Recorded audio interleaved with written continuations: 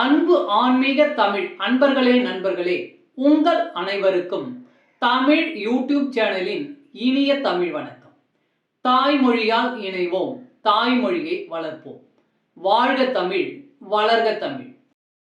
நமது சேனல் ஆன்மீக பதிவில் 12ஆம் நூற்றாண்டில் சேக்கிழார் அருளிய 12ஆம் திருமுறை சைவ காப்பியமுமான பெரிய புராணம் என்ற திருத்தொண்டர் புராணம் என்னும் நூலில் உள்ள அனைத்து பாடல்களையும் பரம்பொருளான சிவபெருமானின் அருளாசியுடன் ஒவ்வொரு பாடலையும் தெளிவான மற்றும் இயல்பான விளக்கத்துடன் அளித்து வருகிறோம்.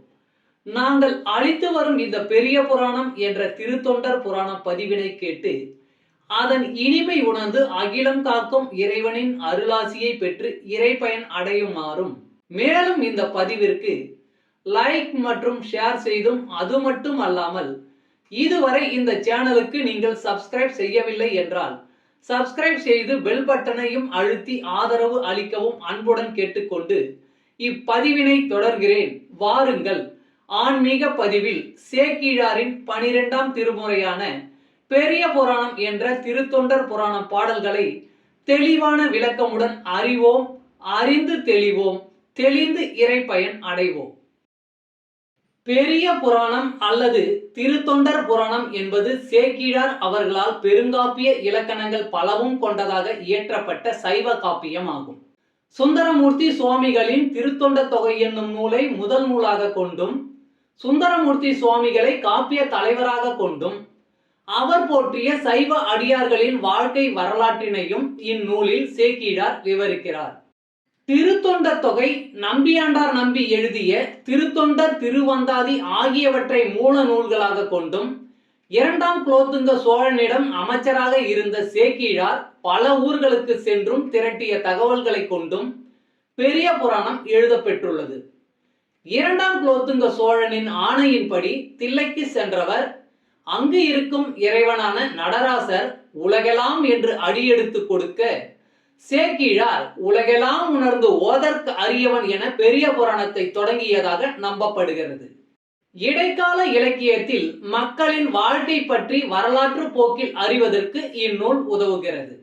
பெரிய புராணம் முதல் காண்டம், 2ஆம் காண்டம் என 2 காண்டமாகவும், முதல் காண்டத்தில் 5 சருக்கங்களையும் 2ஆம் காண்டத்தில் 8 சருக்கங்களையும் உடையதாக அமைக்கப்பெற்றுள்ளது.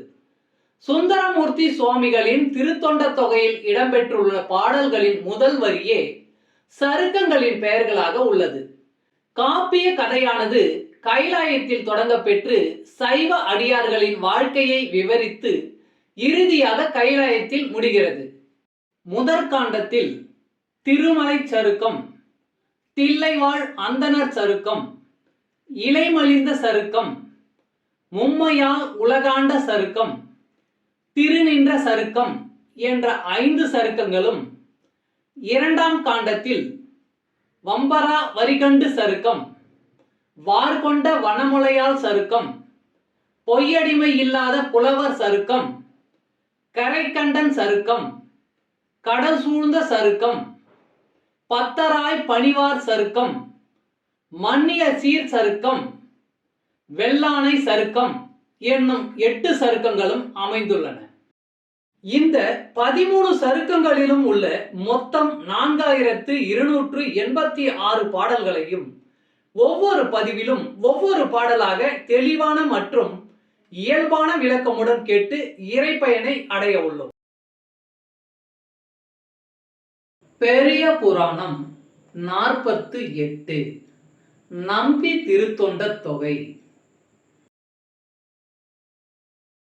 மற்றிதற்கு பதிகம் வன்தொண்டர் தாம் புற்று இடத்து எம்புறனார் அருளினால் சொற்ற மெய் திருத்தொண்டர் தொகை என பெற்ற நற்பதிகம் தொழப் பெற்றதாம்.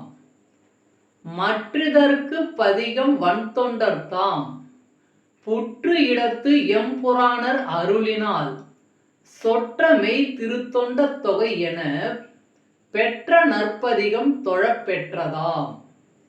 பாடலின் விளக்கம். வன்தொண்டர் திருத்தொண்டர் தொகை என்னும் பெயரில் செய்த பதிகத்தை இந்த நூல் தொழுகிறது. திருச்சிற்றம்பலம். தமிழ் அன்பர்களே, நண்பர்களே, இன்றைய ஆன்மீக பதிவில் சேக்கிழார் அருளிய சைவ காப்பியமான பெரிய புராணம் என்ற திருத்தொண்டர் புராணம் என்னும் நூலில் உள்ள பாடலை தெளிவான விளக்கமுடன் உங்களுக்காக அளித்ததில் நான் மிகவும் பெருமை கொள்கிறேன்.